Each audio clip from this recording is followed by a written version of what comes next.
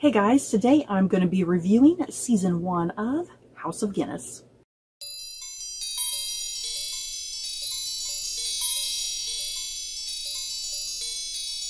So, before I head into my thoughts and feelings on Season 1 of House of Guinness, just a quick warning, I don't particularly plan on having any type of spoilers in this video.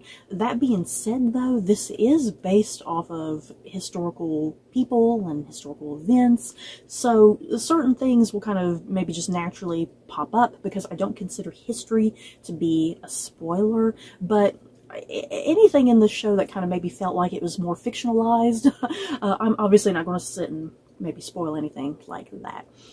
So yeah, just watch this video as you see fit. So let's get going. My thoughts and feelings on Season 1 of House of Guinness. This is what you need to know. This is a Netflix series. It had 8 episodes, and the creator of the show, you guys, Stephen Knight, he who created Peaky Blinders. Hell yes. We all love Peaky Blinders, right? So I think there was a big draw and appeal of this show when it was announced that Stephen Knight was, creating the show. Everyone was like, ooh, maybe this will be the next Peaky Blinders. And I think there's definitely comparisons that could be made with House of Guinness to Peaky Blinders, kind of that same similar kind of rough, gruff, raw, energetic energy, but at the same time, I think House of Guinness definitely stands on its own as something kind of completely different from Peaky Blinders. But yeah, I do. I think if you like Peaky Blinders, I think there's a good chance you will like House of Guinness. Maybe not as much, but I definitely recommend giving it a chance and seeing how you feel about it. So this is the IMDb plot summary for House of Guinness. Follows the aftermath of the death of brewery mogul Sir Benjamin Guinness and the impact of his will on the fate of his 4 children, Arthur, Edward, Anne, and Ben. So yes, we are talking about the Guinnesses, the family, that created, the Guinness beer. When I first heard about this show, you guys, let's be real, I was thinking, how can you make a dramatic story about the Guinness family? I mean, it's just beer, right? It's just beer. No, you are wrong. It is so much more than just the drink. There is so much wild and intense family drama. And I seriously really highly enjoyed this show. I freaking loved it. I just had a blast from start to finish with it.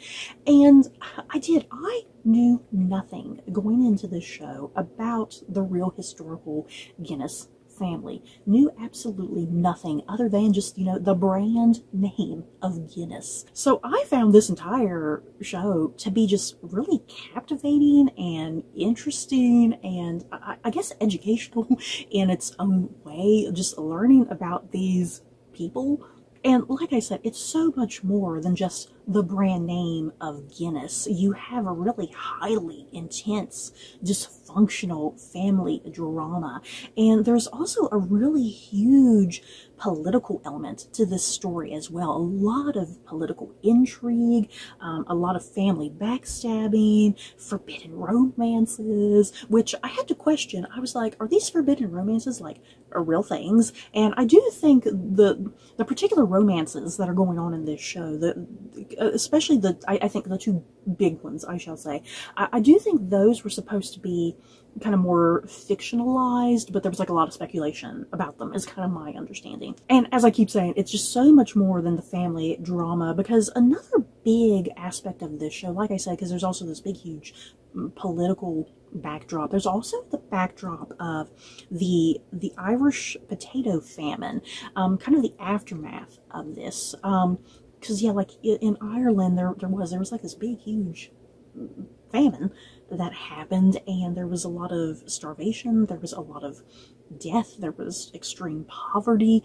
So we're set in Ireland during this time period, kind of after this crisis with this famine, where the people are still suffering, but here you have the Guinnesses who are wealthy and privileged, and they're not starving, they're making just a ton of money from beer, So you have that whole thing, the aftermath of the potato famine.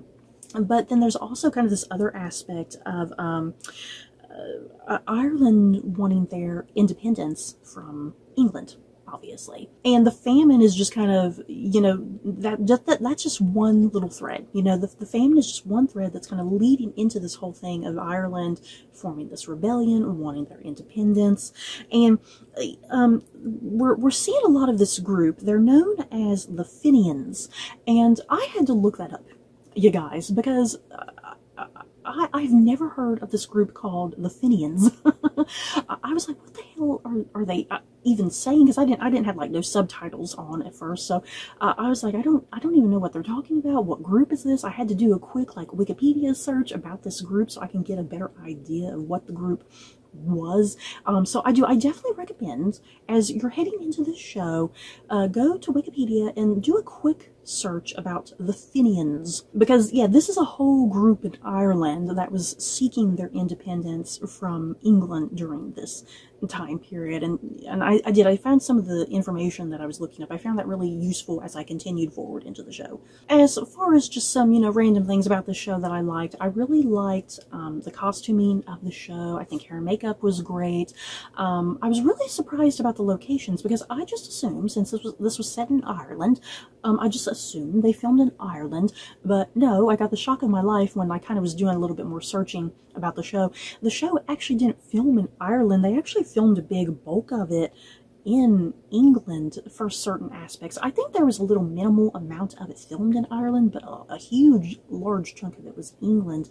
Because I think, was it Stephen Knight? I think I read an article with Stephen Knight, and he was talking about the reasoning behind that, why they didn't film exclusively in Ireland, was just because a lot of the old architecture of Ireland just does not exist anymore. It does not stand. Whereas England still has a lot of old architecture that fits the time period here, because this is like in the 1800s. So England had a lot of that architecture still standing, that they could sit and film at those places and have the settings that they needed, instead of, you know, creating sets. And yet, despite that, I think it all still worked. You know, everything that was going on in this show, you know, the sets and locations, it looked great, and it made me believe that it was Ireland, at least, because I was fooled. And I did kind of mention this really quickly at the top of the video, you know, kind of comparing this show to something like Peaky Blinders, you know, because Peaky Blinders had a really kind of gruff exterior to it, a really kind of wild and crazy energy, and like especially just how the music would play in Peaky Blinders, it was really specific. And this show really does the same sort of thing. You know, you can definitely see Stephen Knight's flair all over this show, if you will, because there's definitely all these moments of like slow motion, like really cool looking slow motion, where people are just, you know, they're walking and like their coats are like billowing in the wind, or their dresses, and it looks really cool and sexy, you know. The same thing happened on Peaky Blinders all the time. So yeah, there's a lot of really great sexy slow-mo in this show. Yeah, modern music. I'm usually not a fan of modern music, but the way this show does the modern music, it works really well, I think, and it's not overdone, because I've seen some period dramas and they incorporate modern music and they use too much of it, and it's really noticeable and irritating, and I don't think that was the case with this show. I don't think it was really noticeable nor irritating. And yeah, we have really sharp and fast dialogue, which is similar to something like in Peaky Blinders.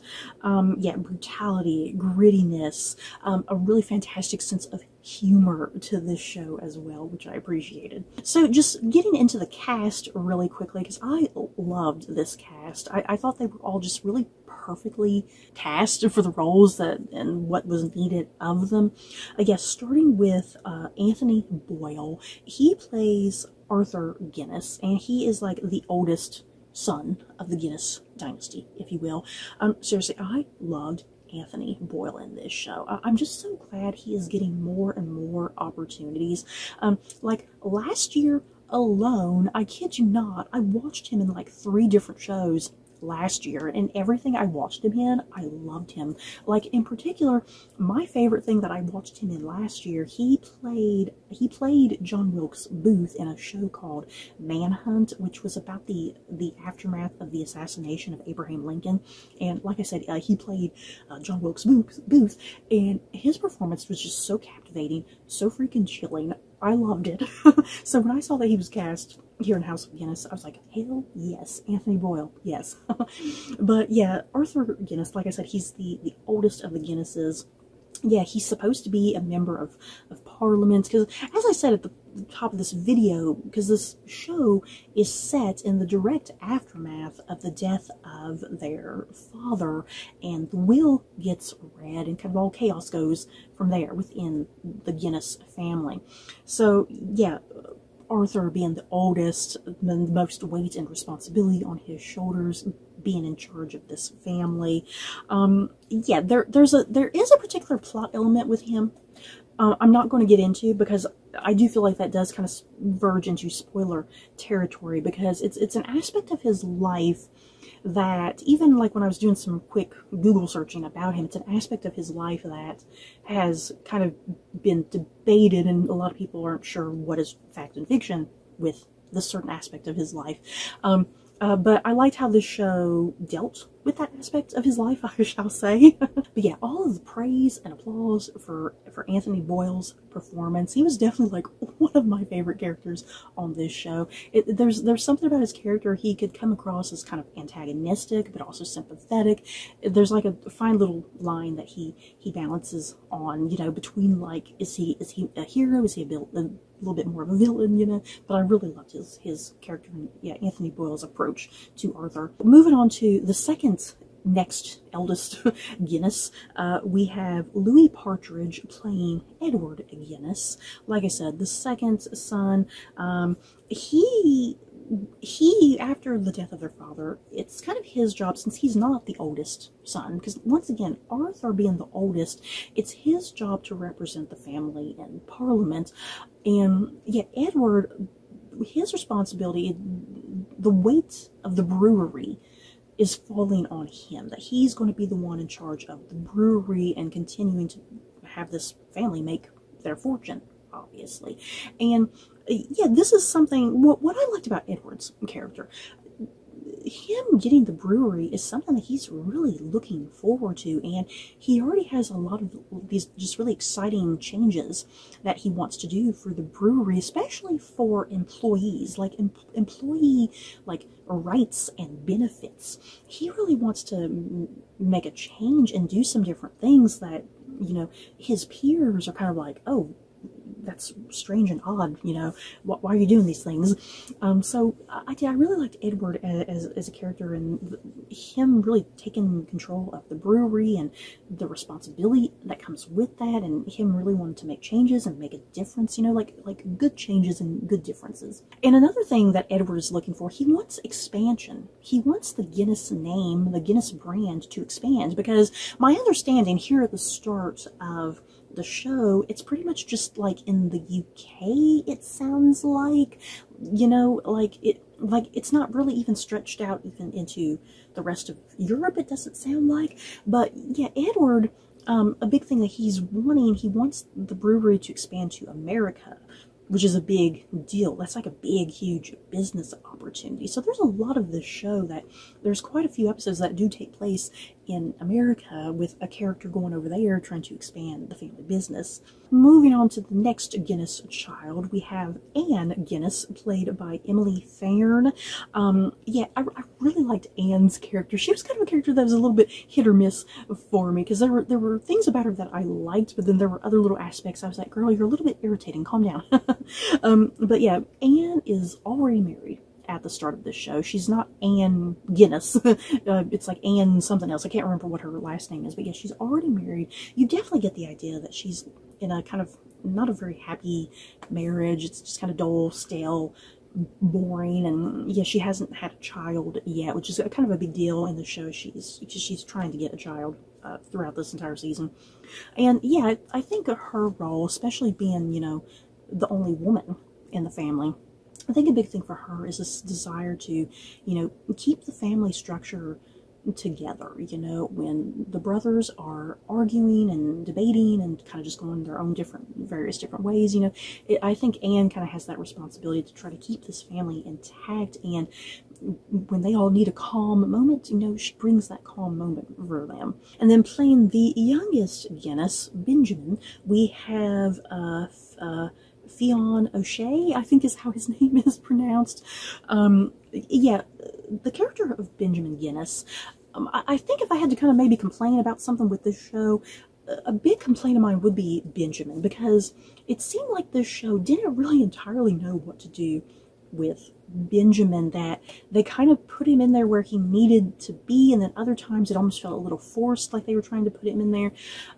Not that I disliked Benjamin. If anything, I really quite liked Benjamin, because he was kind of this strange breath of fresh air at times. But yeah, you definitely get the idea that Benjamin, he's kind of a drunk, he's really listless, he's really reckless. He just kind of throws things to the wind, you know.